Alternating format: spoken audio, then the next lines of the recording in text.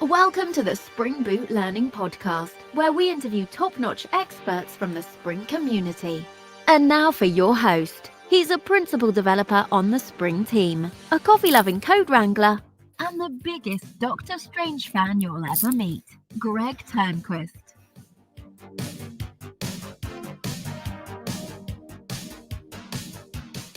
All right, everybody, welcome to today's live stream. In fact, today's next episode of the Spring Boot Learning Podcast. And today we are bringing in the fabulous Brian Demers. Did I get that right, Mr. Brian? You did. Thanks for having me. This is a great show. Brian is a developer advocate for the Okta team. And I like to start this off. For those that don't know, Okta is a very security-oriented company. So I said, Brian, what's the craziest or ugliest or most atrocious security-related thing that you've run into in your career? And you don't have to name names, but it may increase the engagement if you did. Yeah, I actually thought about this for a while. I figured I'd have something like, big and spectacular to chat about, but I don't actually. I mean, the recent Log4j issues is probably up there, but as far as me personally, I think it's more of like a death by a thousand cuts type of thing. Like I've seen my share of, clear text passwords saved in databases, injection issues, like, super old dependencies, like people wanting to take old systems and make them secure. Like there's just a whole bunch of those types of small things that add up and like just, more or less eat away at your whole security posture of your application. So I don't have anything magical, but I definitely have my fair share of small issues, like injection type issues where people are sticking codes into request headers, and the application I was working on was also had a logging page, so we would log those request headers, show you the show the headers, or the user agent of the system that made the request, and well, there you go. Now you have some sort of cross-site type issue. So there's all kinds of those types of things, but I feel like there's a run of the mill now, which is terrible to say that out loud. I can remember some government contract from 20 years ago that I don't even say trying to win. We did win it. I remember in the era of working to win that, where somebody was up there, the person in the head of security sitting there giving this slideshow, and they're like, now in this situation, this doesn't look impressive. They had a little bit more visceral language. I'm not going to repeat on the show here, but this is not impressive. So what we're going to do for the demo is we're going to open up the security to show some of the attacks. And I was like, I hope they caught that this is not happening every day. And that was like, it was some scary stuff, but I'd seen back then, at the turn of the century or turn of the decade, that it was like, okay, go implement everything, then we'll add the security to it. And I was like, that always sounded kind of like, man, I feel bad for the security team, because it's like something goes, either the schedule was, they had this really compressed schedule because everything would slide into them, and it's like, oh, you can't move this part, so stay put. I'm like, how can they do anything right that way? Yeah, that's the classic story, right? Like the same thing that we've been doing to our QA teams, right? Over the last, whatever it is, 20 plus years. We were like, okay, we dump all this software, throw it over the wall to another team. And then, some of those companies have another team that has to go through yet another gate where it's a security review, right? It's way too late at that point, right? It was too late for your QA team, like let alone QA for your security review. So I feel like we know better now, but we're still stuck in these same trappings that we've done forever. I mean, I really like that we've enhanced the tooling like by leaps and bounds. I mean, I've written several books, as some of my audience members know, on Spring Boot, and I always like to have a good, rich chapter on security. And I'm like, it's not only my test bit and script junkie in my Twitter profile, but I'm also favor security. So I like there's test annotations that say, let's run this test case with bad credentials. Let's run this test case where you don't have the right authorization. Let's verify the good and the bad paths, and let's bake it into the test cases and not wait to throw it on at the end with holes and whatnot, like in the War Games movie, Yeah, absolutely. I hate some of the industry buzzwords nowadays, but we really do need to do all of these things earlier. Test your security earlier. I'm a big fan of mocking things out. I don't really have any real concerns with doing that, but at least you're thinking about security, right? You're thinking about, like you mentioned, like, what if the user who's accessing this service doesn't have the right permissions, right? What does that result in? So all of those types of things are easily doable early on. Now let's back up for a second, because some of our audience may be wondering, like, what is this? This man is wearing a hoodie from Okta. What the heck is Okta? There may be some that know and some who may be totally perplexed. So why don't you give us a little background on what Okta is and what your role is over there? Yeah. So, okay, thanks. So Okta is basically identity as a service company. So we can do the simplistic use cases, right, of basically storing your users in the cloud, right, for you, or we can do all kinds of more complicated, like, federation use cases where you have some systems talking to other systems, and you want to make sure your users are all aggregated and your user systems are talking right together. I'm an advocate on Okta's developer team, and a lot of what I do is I kind of talk about a lot of Java-related security topics. We do a lot with Spring, and basically just trying to educate folks. I think the biggest problem we have in our industry, let alone like just the Java ecosystem, right? The industry is mostly just security knowledge. I joked, well, I don't really joke, but I complain, maybe is the right term. We don't ever learn this stuff, from university on. I think I've talked to one person that said, yeah, I have a class in university that we talked about some sort of security. Nobody talks about that, right? Like, just the fact that security is hard. Nobody talks about dependency management, vulnerabilities, like how to deal with all these things. I know it's a big hole. So one of our jobs is really just educating folks as to what they should be doing. And we joke, like, it's not even so much that we're pushing Okta, it's more that we're pushing, like, these types of concerns, right? Like, we talk a lot about OAuth, but pushing that knowledge back to developers so people can make better decisions.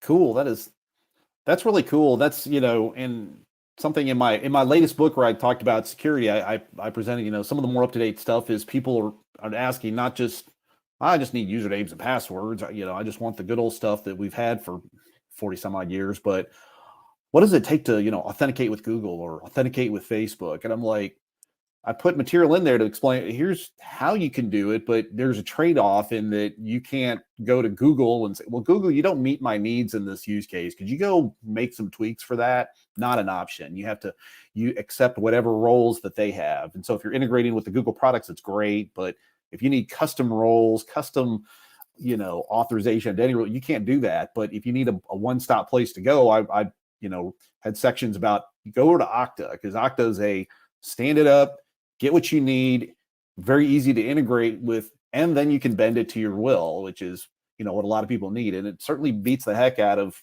LDAP servers from 20 years ago, or in my humble opinion. I've definitely spent many moons messing with LDAP and LDAP connectivity, and just, yeah, every what I learned about LDAP is everybody that's ever touched an LDAP server does something different with LDAP. Everyone has a different schema or mixed between multiple schemas, and it's just, forget it. It's difficult. I think I actually had, I had a training class hosted by Sun Microsystems, remember that legacy company, and I learned in the class in a week how to use the client to interact with LDAP, and I learned why it's called lightweight directory access protocol, because there was something thicker than that before it, but I'm like, today, no. Yeah. I mean, our big thing, right, is even with my corporate hat off, right, it's more you shouldn't be touching a user's password. I don't want to touch a user's password. I don't want my applications touching a user's password. Like, I don't even want to deal with that concern anymore, right?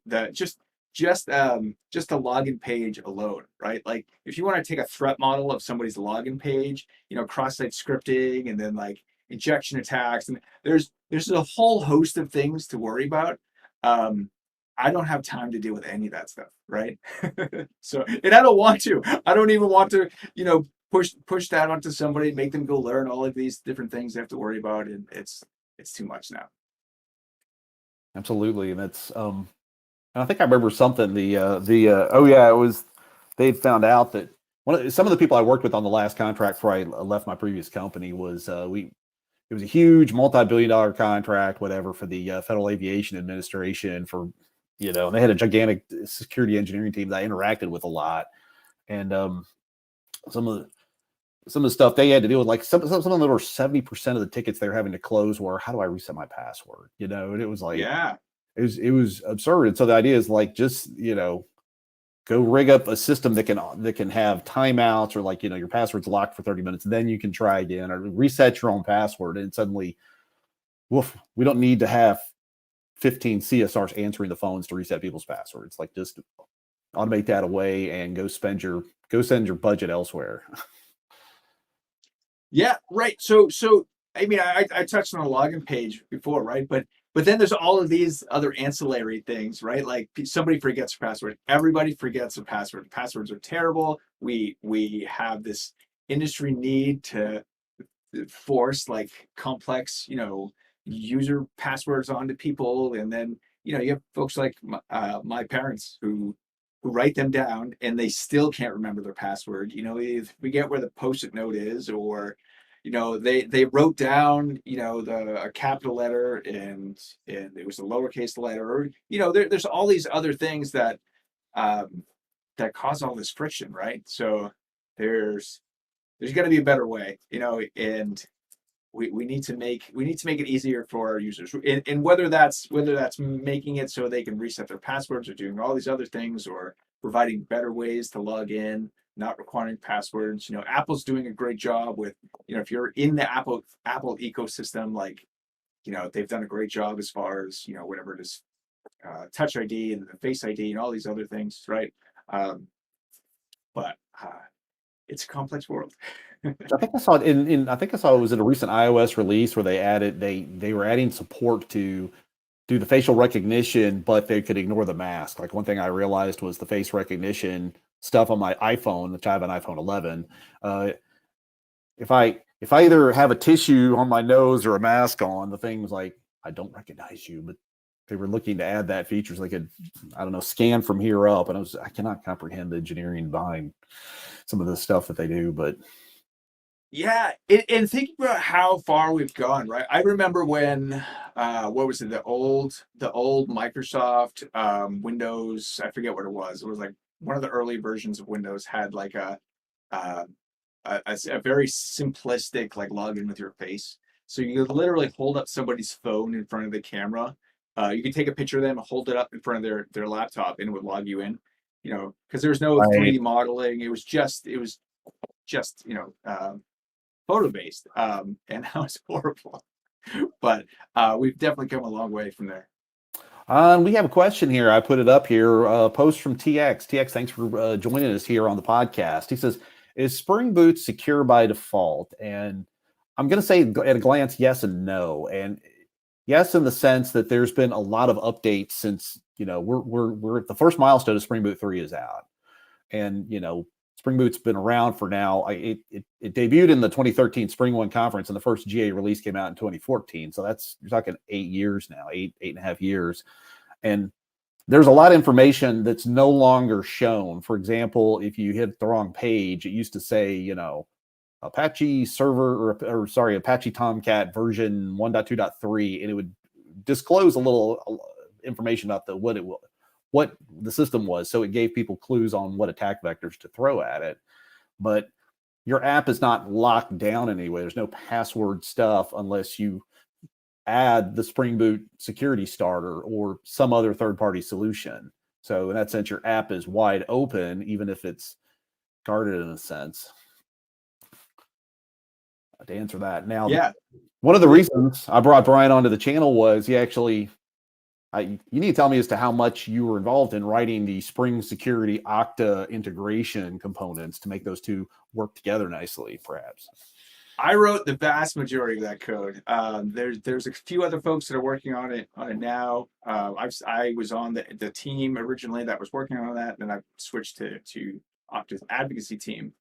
But yeah, so touching back to the secure by default, the great thing is that once you add the any of the security starters to your project, all the routes by default are locked down, which I think is a great default behavior. It's a little confusing to some folks, right? If they add it, and then if you don't configure OAuth, you don't configure anything else, you get like a generated password. So you have to go, troll through your logs. But I still think that's a great default, right? Because you have to go figure something. Like if you add that thing, it's secure, your routes are locked down, and then you have to opt into all these other things, which I think is a good behavior. But yeah, so coming back to Okta's starter, we're basically just a layer on top of Spring Security.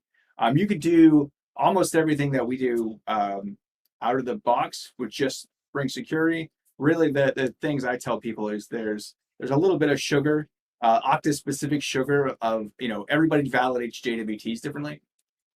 There is a new RFC that's sort of trying to make that no longer everybody does something different, which I'm definitely looking forward to. But then in there, so there's some other sugar, like, we map Okta's groups into Spring authorities and those types of things. But for the most part, if you're just doing OAuth out of the box, you don't have to use anything special. You can just use any off-the-shelf OAuth library. That's the beauty of standards and protocols, right?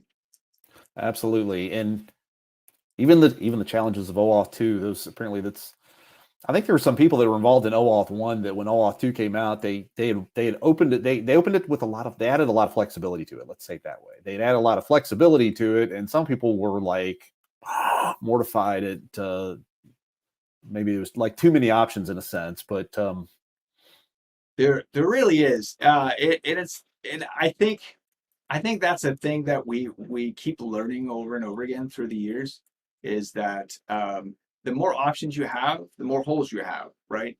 And the more friction, difficulty you have. So if you tell someone to go implement OAuth, it's not a thing you can go do, right? It's more of you implement these specs that are related to OAuth, and some of it's pick and choose, and some of it's like, maybe I should just follow the best practices guide. And there's definitely a funny infographic out there with a maze and how to navigate all of the OAuth related RFCs. But yeah, put that in your reference documentation, that flow, that decision chart. That would be awesome. We got a comment here from Chris Thompson. Thanks, Chris, for dropping in on the podcast. He says, so true. I think he's responding to your comments you were making earlier. I work in financial services, and we talk InfoSec topics more than most, but I'm often blown away at industry events and recruiting how unfamiliar basic topics are. For example, IDPs and claims models.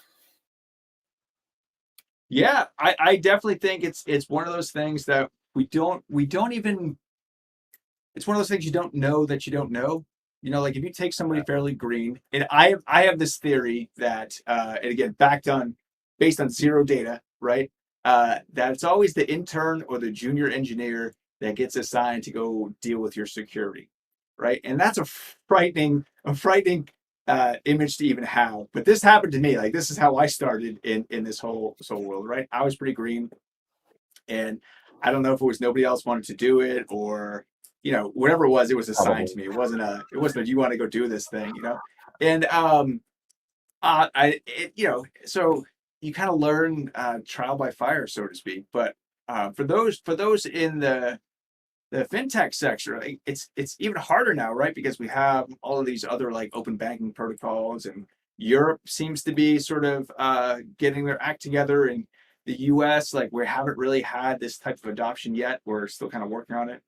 I don't deal with fintech at all, so I could be behind the times in my data here. But we definitely need more knowledge, especially in that sector. Like if you think about like mint.com, right? Like how Mint works is frightening.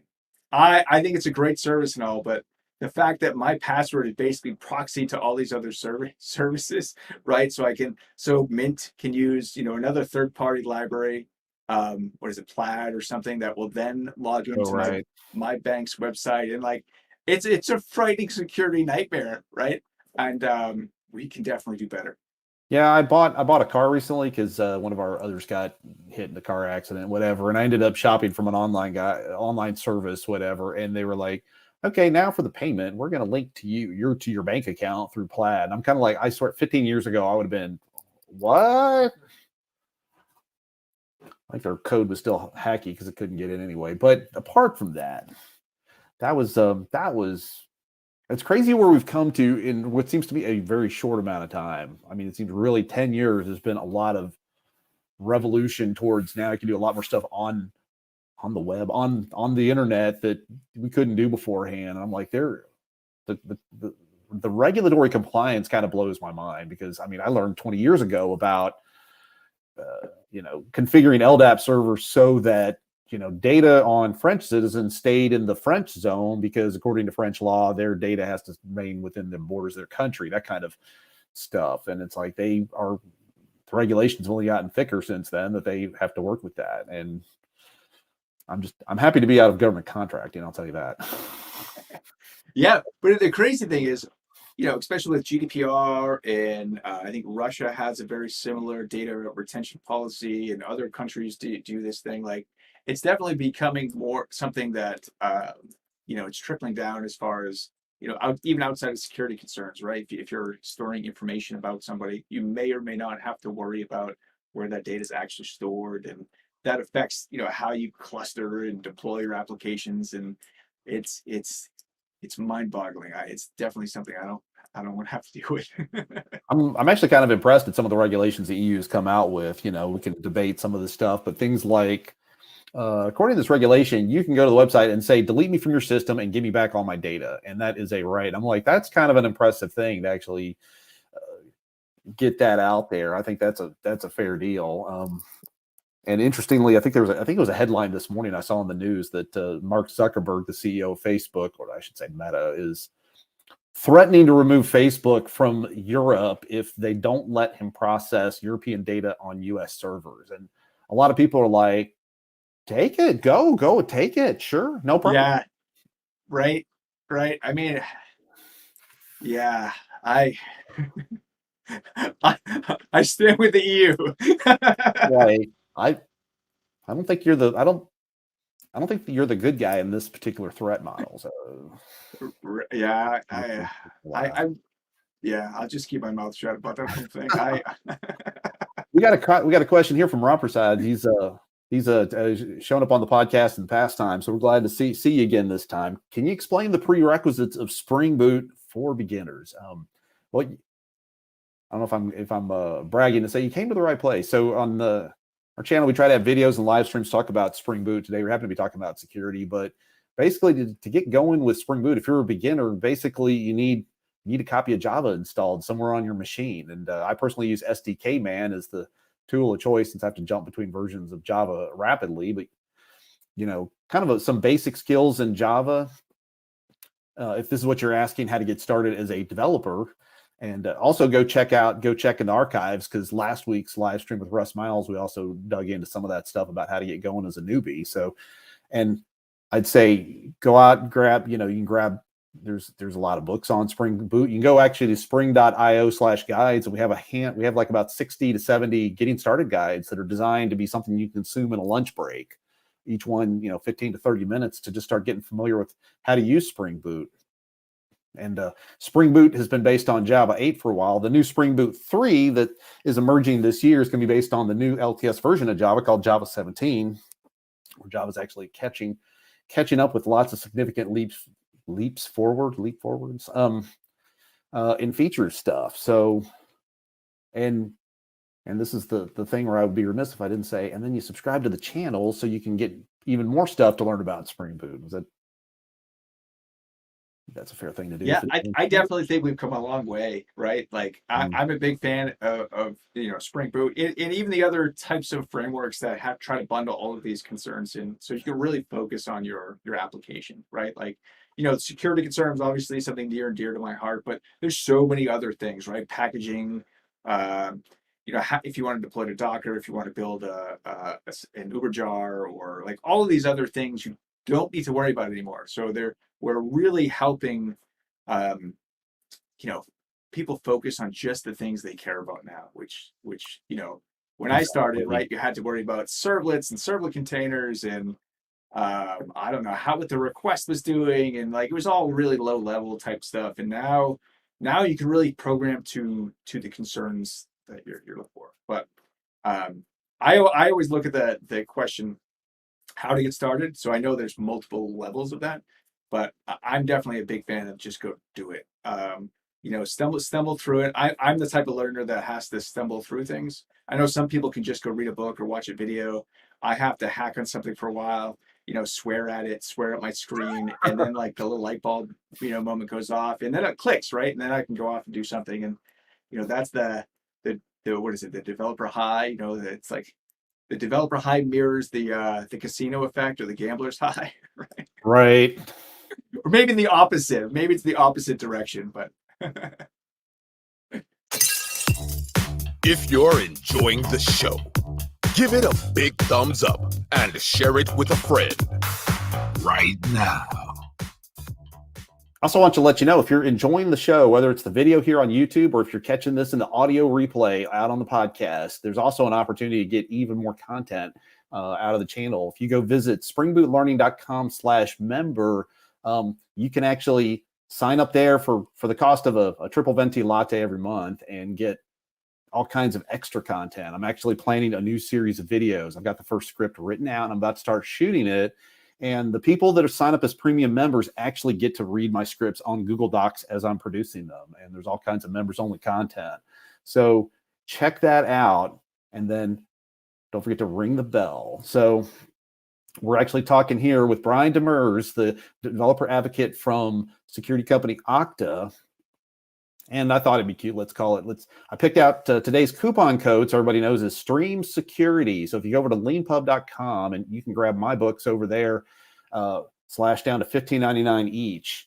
That is a perfect Valentine's Day gift. Okay, maybe that was going too far, but if you check it out there, use Stream Security. It's going to be good for about 7 days. So that should be good for both the people here on the video on the live chat, and if you're catching this on the audio. And just so you know that these episodes of the podcast I do after the episode, I go grab the audio, throw it up on Spotify so you can listen to it on your favorite streaming platform at springbootlearning.com/podcast. So diving back in, what's the story with if we go to Okta and start talking about, okay, Spring Boot 3, Java 17. We just started talking about some of this new edgier stuff coming. What's it look like over in Okta land if we start talking about those topics?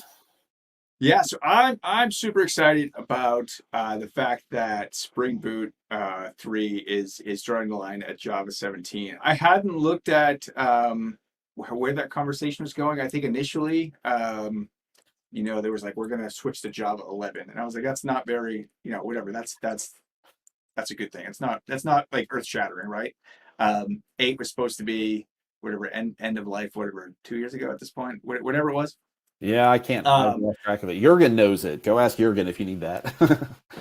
So I'm really excited that the envelope is being pushed. The package name changes. There's a whole host of reasons that, like, this is the Band-Aid getting ripped off. I hope. So I know the big thing with library developers. So I work on a lot of libraries, right? So I work on some of our stuff from Spring, but I work on some Apache projects, like another security project, Apache Hero, and like all these other things. And we're always having conversations like which version of Java should we support. So I also work on JJWT, which is a JSON Web Token library, and we're supporting Java 1.7 right now, right? Which is painful. So I joke with people, I think there's three versions of Java. There's pre-8, 8, and then after 8, right? So those are the versions of Java you can use. So in the JJWT, that our sort of thing is Android. So Android's sort of holding back I shouldn't say it's Android, but people wanting to support older versions of Android are sort of holding some of these libraries back. And then obviously library developers ourselves are also not doing the Java ecosystem, I think, just either. Like the longer we hold on to these older versions, the longer we allow our consumers to hold on to them, right? And it's just this thing where, then you have big companies like Amazon stepping in and Microsoft stepping in and saying, we're going to support Java 8 for whatever the rest of the key depth of the universe. Yeah, I was just thinking that. Which I think is an awesome thing. I like to joke about it, but I really do think it's a good thing that we're supporting. There's so much Java 8 software out there now, right?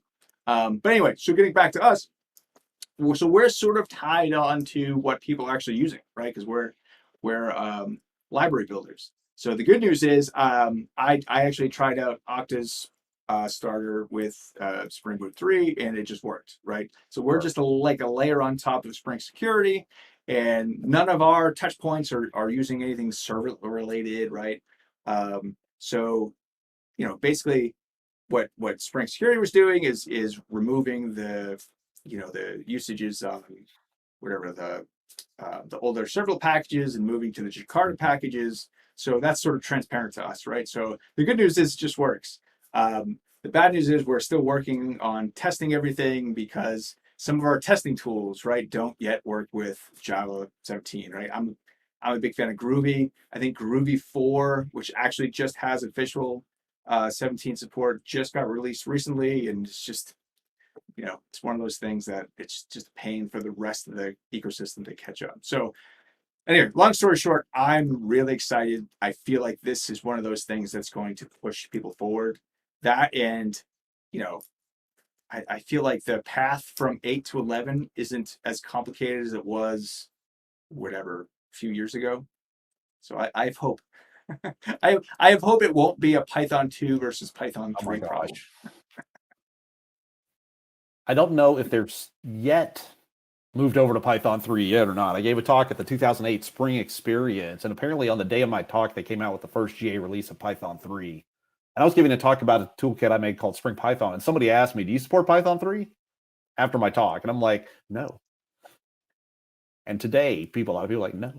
So, but I can feel the pain of the Android thing because I've done a lot of collaboration with Roy Clarkson, who was used to work on the Spring Mobile stuff, which was really a kind of a glue layer for a REST template that worked for Android systems. And he was like, the nightmare of sustaining that was pretty incredible because they had just totally different timelines for their mobile markets than what the rest of the industry had. So I was like, and then everybody, I totally get it. If I build an app, I want it to run on as many systems as possible, right? But if those devices are no longer getting security updates, there's nothing you can do to make your application that runs on top of that secure, right? So from the perspective of like somebody building security libraries, I feel like it's a non-starter, and those people probably whatever that 4% that are sort of well past the end of the leg probably aren't buying your applications anyway. I know. So, I want goodwill. They may upgrade to pay for my new $1,000 device, and they may not. So what's the right? So yeah, I mean, I think that's a good balancing point. Some of the other modules that sit underneath the Spring portfolio, for example, there's things like R2DBC that VMware kind of shepherds, but we've been getting other outsiders to work on different data store modules. For example, the Postgres community take over the Postgres driver for that, things like that. There's Project Reactor that the Spring portfolio leverages, and the other biggie is Micrometer from the Spring observability thing. So there's another library that's below the Spring layer, so there's really no Spring stuff in those layers. And I believe I think their plan is they're staying on Java 8, but we're making sure that they work with the Spring portfolio components because there's a lot of so I'm curious what the next turn of events will be that does finally push people to bump stuff up. And I'm just praying that it's not something like Android that's holding the people back. Yeah. I feel like we could do better as like tooling industry too, of like testing on multiple things. Like right now, like a lot of the projects I work on, we just run the build with Java 8 and Java 11, and then trying to do it on Java 17, right? Mhm. Where that's good. Like, don't get me wrong, that's not a bad strategy, but it's also not like, I don't know, it's not the simplistic strategy either, right? Because as soon, it's going to be a very near day, our build tooling is going to move to 11 or 17. And if you want to target those old JVMs, it's harder to do that, right? Because then you have to use one JVM to build it and then another JVM to test it. And, it's a whole thing, but I'm definitely looking forward to moving forward. Yeah, and one of my struggles is the fact that we have like, so I my day-to-day job is I work on the Spring Data team, and so our new version that's coming out to support the Spring Boot 3 is, we would call it Spring Data 3 as an amalgamation, but it's that is based on Java 17, because the portfolio itself, everybody tied to Spring Boot 3 is going up to Java 17. But then I'm like, okay, now I need to go work on this other ticket on the main branch, and so I need to jump over to that, and I need to go to the command line and use SDK to switch that over to Java 8, and I need to reconfigure my ID. I'm almost like, I just need to clone and have 2 copies of every workspace, one for the new stuff and one at the other, and just open them up in separate instances of IntelliJ. And this is 17 and this is 8. Yeah, and the whole Jakarta change, I don't know. I have mixed feelings about. I think it's great that it's moving forward again, right? I feel like that was such a stagnant thing. So I'm really happy that it's getting new life. But like the package name problem, um, felt like, from a user, right? It felt unnecessary. And then now from a governance and whatever perspective, like that's a different angle on it, right? But from a user perspective, it's a pain. I, for the life of me, could not understand why Oracle could surrender. We'll surrender all the specs. We'll surrender all the dot. We're not surrendering Java X dot star. And I'm like that. Yeah. I'm left hanging on that one too. So, but one of the other modules that I support is Spring Web Services and SOAP stuff, and so I've had to go institute that. And the latest version was to jump over to Jakarta EE9, and that was a absolute bugbear. So some of the modules we integrate with are 12 years, haven't had a release for 12 years, and it's like, they ain't going to support Jakarta EE9. They're out of here. Yep. So yeah. So are you just culling a lot of that stuff, just ripping some of that old code out? Is that kind of the plan going forward? I dropped. We had a lot of what Spring Web Services does is it's like it brings the Spring way of dependency injection and templates and that kind of stuff to simplify doing SOAP calls, and which a lot of people have to use to talk to legacy systems. And you do that, but there's basically all these different libraries we're talking with, like was it Axiom is one of them, some different Apache projects, SAJ, SAAJ, SOAP, as I can't remember what that one stands for, but so essentially we need to hook into their APIs, and then kind of like in the olden days, we had like there was Hibernate. You could talk directly to Hibernate APIs, but then Spring provided a Hibernate template. So it was just inject a data source and inject your JPQL query, and then it would do the rest to talk to Hibernate. So it's kind of a similar concept of we'll go mediate the interaction, so you can focus on just write your web service call, and then when it comes back, you can process the results. So it's a integration point. Anyway, we have to jump up to the Jakarta E9 stuff. And okay, Axiom, maybe you don't have an upgrade. Well, they're not going to have it. No one's worked on that for 10 years. So we're going to drop it. If you want to move up to Java 7, if you want to move up to Spring Boot 3 and web services, this is the choice you have to make, is you can say, well, I'm going to switch to another provider. And we interact with customers a lot to be like, customers, you need this. And apparently a lot of people are like, we still need it. We like doing it the Spring way. It makes a horrible problem, I don't know, palatable. Is that the nomenclature we want to pick here? I don't know. I think it's fair. Got another question here from Adiel. Do you have any news about reactive Hibernate for Spring Boot? And by the way, thanks for jumping in on the podcast here, Adiel. I'm not totally sure on the status of reactive Hibernate. I believe our Spring Data current and previous leaders, Mark Paluk and Oliver Dropbaum, I have more insight into that. So I don't know what the status of reactive hibernate is right now. We have to go dig that one up for you, I'm afraid. But we do have, to kind of round that one out, we do have support for a lot of reactive stuff, not Spring Web Services. We have reactive support, for example, like for if you're trying to do relational databases, you may want to look at R2DBC. It's they just put out the GA release for 0.9, which is an upgrade in the spec and stuff, and there's support for things like H2, MySQL, SQL Server, Postgres, and there's a lot of other databases that use one of those flavors, like MariaDB is a MySQL flavored database solution. So you can do write reactive code on top of that. There's also, if you go to the NoSQL stores like MongoDB, Redis, I'm trying to think which other ones have that. They have reactive support. But if you're trying to go down the path of I want Hibernate and I want to do it reactively, that's a more niche thing, and I don't know what the current status of that one is. So that's to answer that one.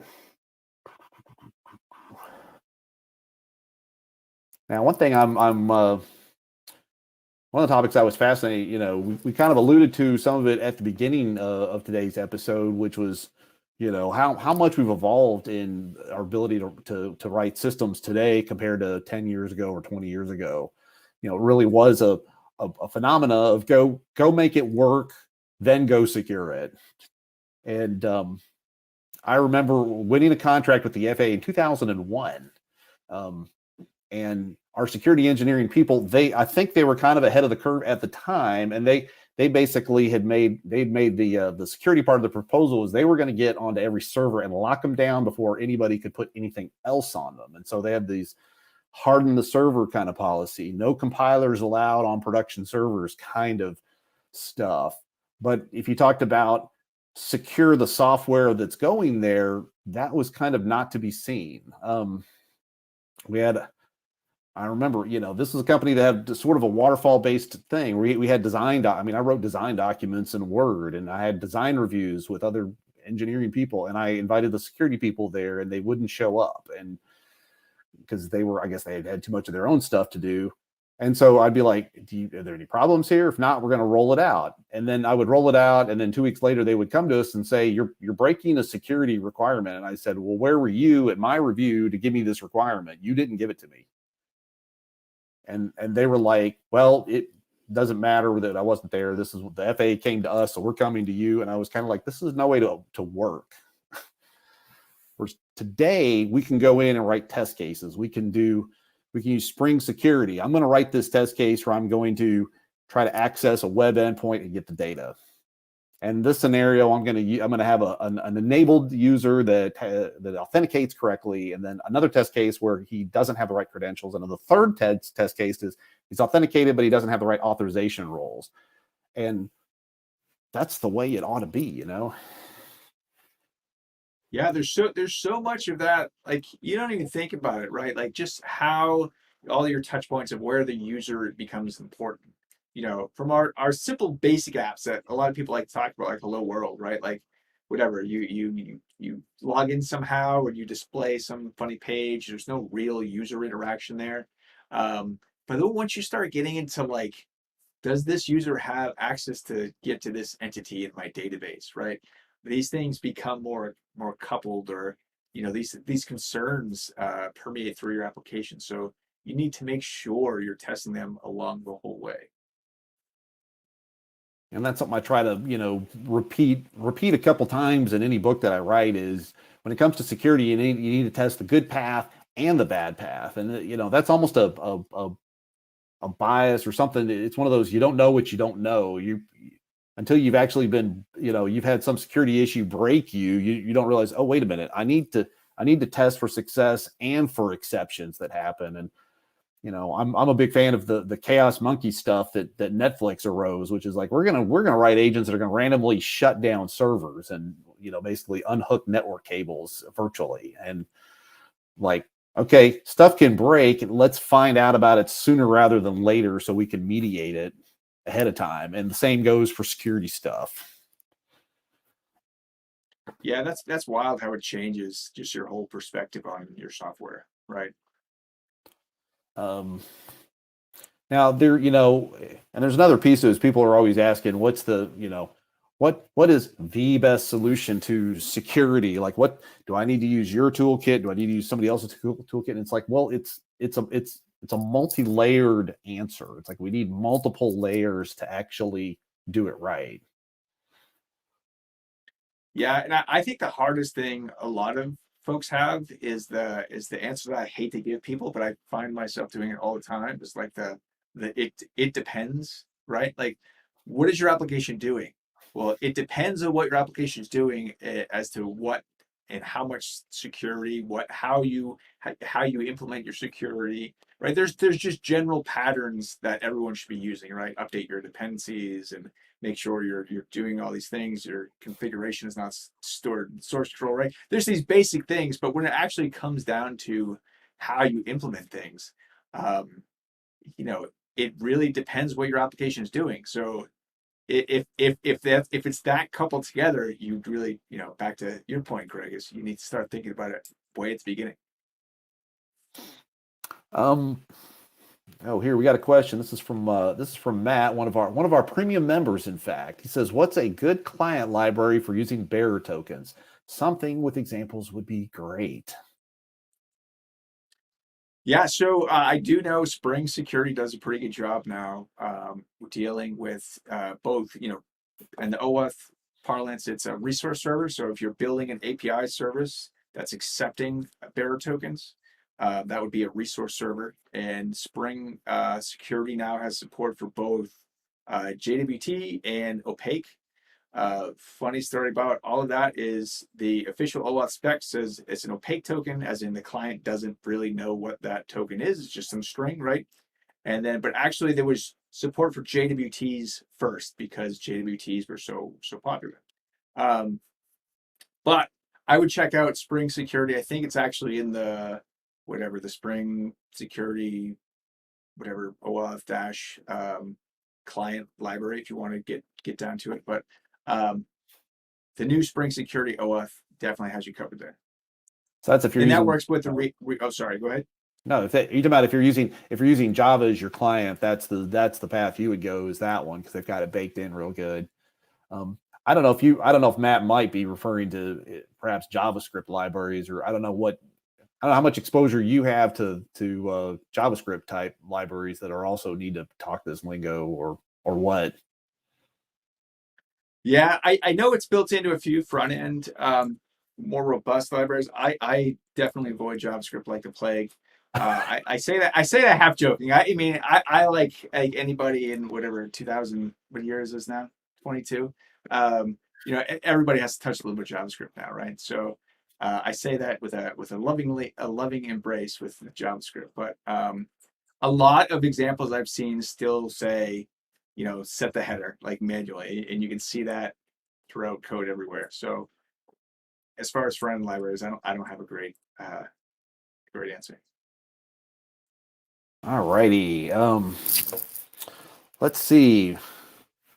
What's some of the other stuff? Oh, some of the other stuff. I'm curious to see how it's going to play out. As we're working on the Spring Observability story. That was one of the keynote topics at last year's Spring One conference, and I'm kind of actually tied in. We're what they came out with a few years ago is called Spring Cloud Sleuth, and this was an approach of like let's put tracing and observability as sort of a layer to add on. Well, now they're kind of turning that upside down and like bringing it down into micrometer, and then the libraries themselves are writing code to do tracing and observation and stuff.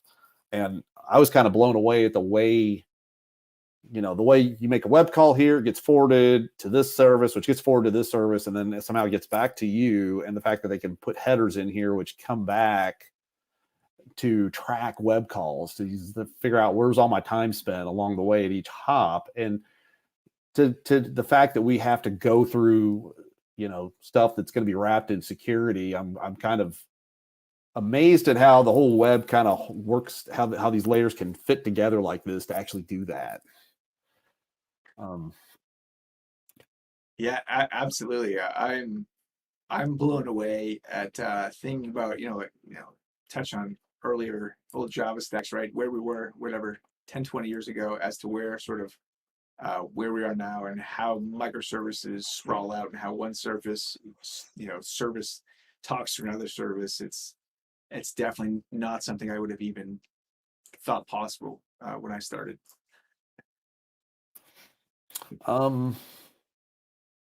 So let's go down the topic about as another angle is, like, say they're getting started, they've said I'm gonna pick Spring Boot, I'm gonna start building an app, but I want it to be secure. What would be a path for them, a new developer on an app, to say I'm gonna go down and what would be your approach to building this with having proper security controls baked into it?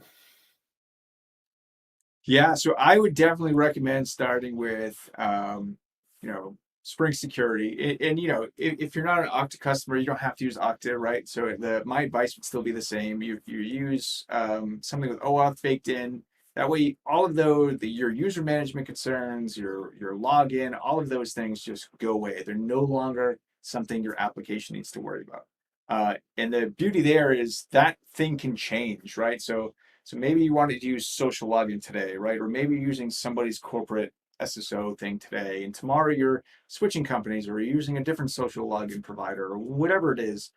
Those are things you don't need to worry about, right? You hook it up, you hook up, your OAuth provider, and things just work. So I would drop that in. You can even try out something like GitHub or Google, or all of those things, just to try out and how those flows work, right? You basically, the OAuth, as far as the user is concerned, basically you go to my website says, hey, I don't know who you are. My website sends you off to some IDP like Okta or GitHub, and then they deal with all of the access. You log in, whether that's just a password, whether that's MFA, or like if you're using like a magic link like Slack does, all of that thing, that's somebody else's concern, right?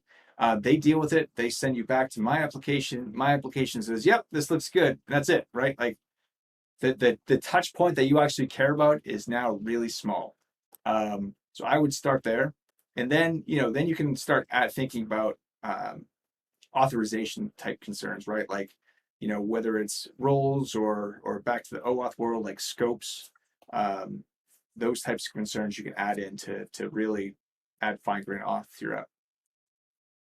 But it's like, it ends up being whatever, I don't know, couple lines of code versus few dependencies, couple lines of code, and maybe some annotations is really all you need now for your application. Yeah, and I like the fact that it's really they've leveraged heavily the configuration properties. I think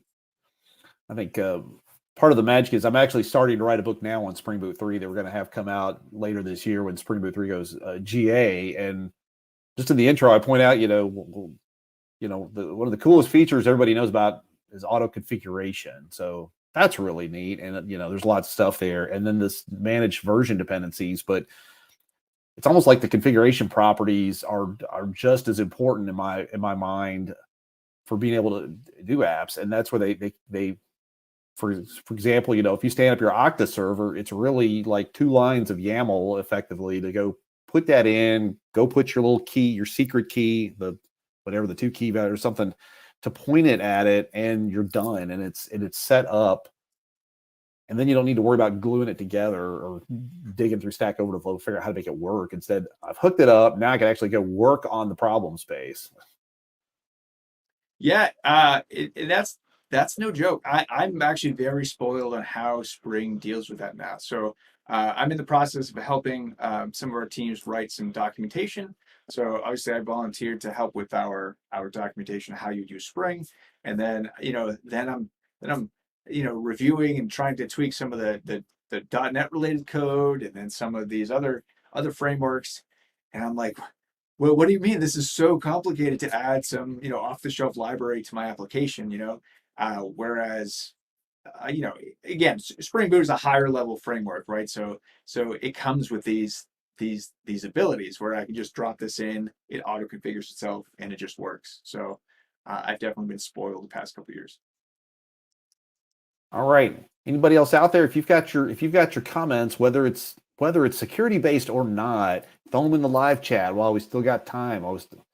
We still got Brian on the thing. I also want to let you know that we are, these episodes with the interviews and stuff, we call the Spring Boot Learning Podcast. You can go find them on your favorite podcast platform. Just go to springbootlearning.com/podcast and subscribe there.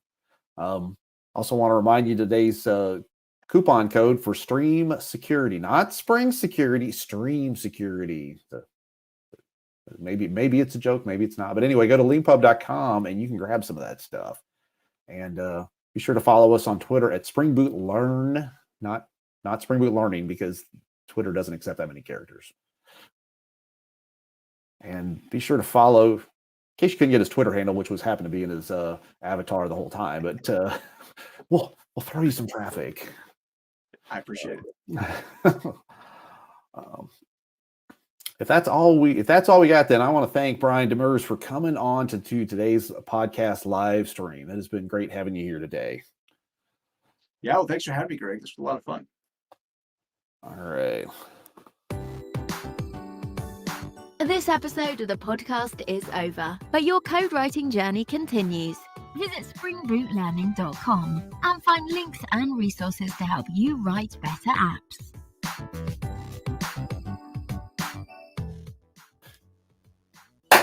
Okay, that's the little marker for those of you that are still watching that I'm gonna cut the podcast right there. So in case you're suddenly shocked at that, we throw it up on the Spotify. So thanks everyone for coming into the live chat as well, and we'll catch y'all in the next episode.